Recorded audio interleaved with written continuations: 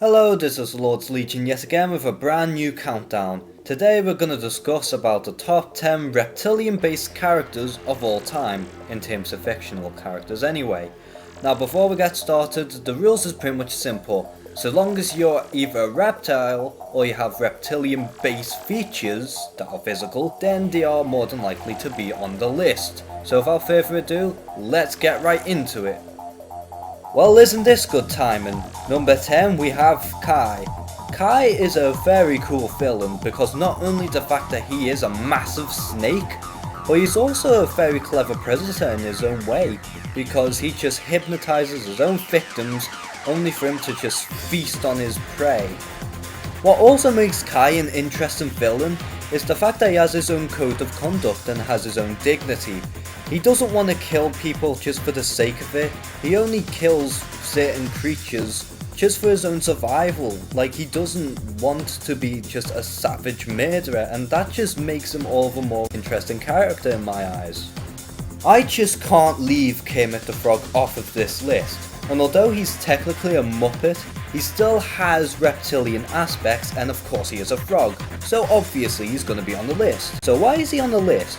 Although I'm not a Muppet fan, however, I can't deny the impact he has put throughout media throughout the many years he's been around. Even the celebrities admire this character, and he has his own charm. And even the kids to this day remember him because he's just one of the biggest icons in media history.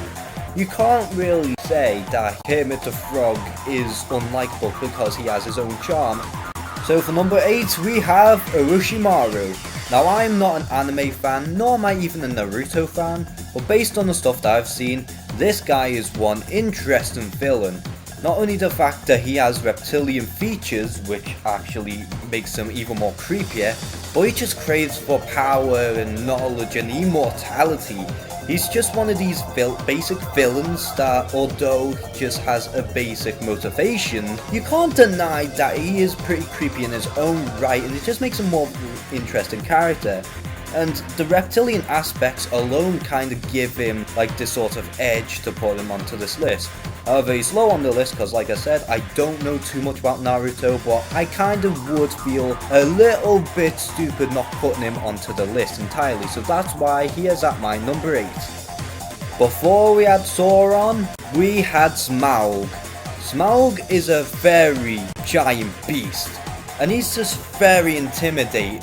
He has an incredible voice, and he's just a force to be reckoned with. And he also really cares about his treasure, and he's probably one of the most richest fictional characters in history, and he's just very intimidating. I really like the character, and whenever you see him on screen, you can just feel the vibe and the presence he has. You just know how much of a bad motherfucker he really is, and he just doesn't mess around. I never really read the whole Hobbit all the way through, so I can't really say how he was in the original book. However, his presence alone in the films was very intimidating, and he's actually could very well be one of the most interesting villains in film history. I'm pretty sure everyone saw Killer Croc coming from a mile away, but really, can you blame? Killer Croc has every right. He's a scary reptilian enemy, and he's also one of Batman's most formidable opponents physically. He's just a basic villain who just wants the Bat dead, and he just wants a lot of money and respect.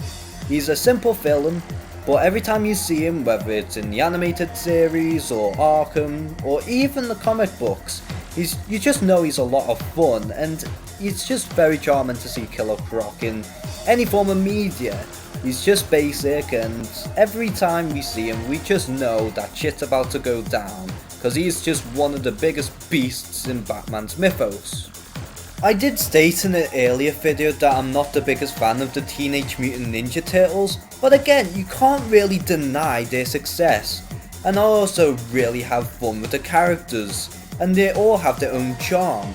From Donatello's intelligence and brain over brawn, to Michelangelo's humour, to Raphael's edge, and Leonardo's heroism.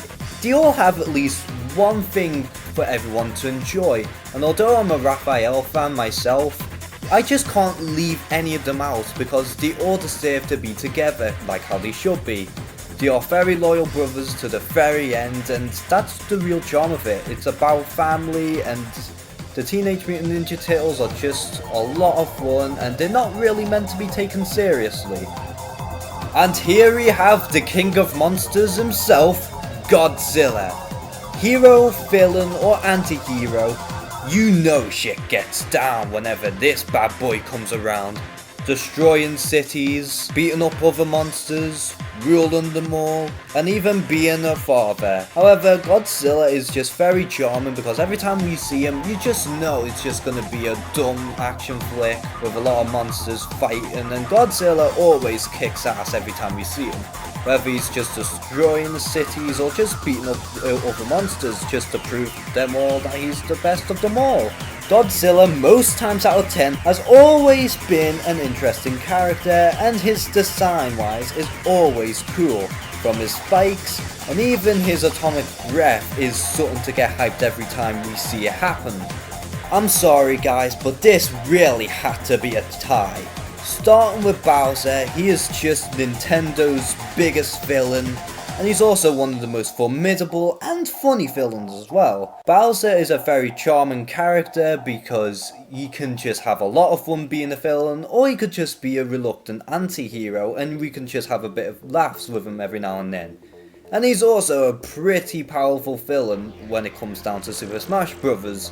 And on the other side of that we have Yoshi. Despite his adorable appearance, Yoshi is one of the most badass Nintendo characters of all time in my eyes, because he can literally devour almost anything, get their powers, spit fireballs, he's able to fly, he can jump really high, he's pretty strong, and he's also very charming and likeable on top of that. Did you really think I was gonna leave this guy off the list?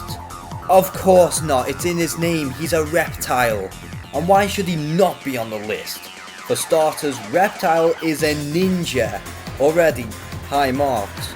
And again, he can spit acid, and he can go invisible and then just throw more acid, and then you can just kick your ass and eat your head off. Reptile is quite possibly one of the most interesting characters in Mortal Kombat, because he was quite possibly the first secret character to ever be featured in the game.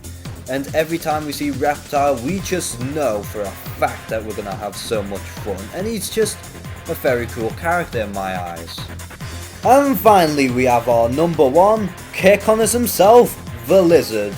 And honestly, the Lizard is a very sympathetic character, and he's also pretty awesome at the same time. In the Lizard form, he's just very relentless and he just doesn't care. But Kirk Connors, he always just wants to do the right thing, and already that makes him an interesting character in his own right, with the emotional struggle between both the Lizard and Kirk Connors. And in one of the very recent storylines, he was able to kill his own family, and already that just made the Lizard just go free, and then Kirk Connors just lost pretty much all his humanity at this point.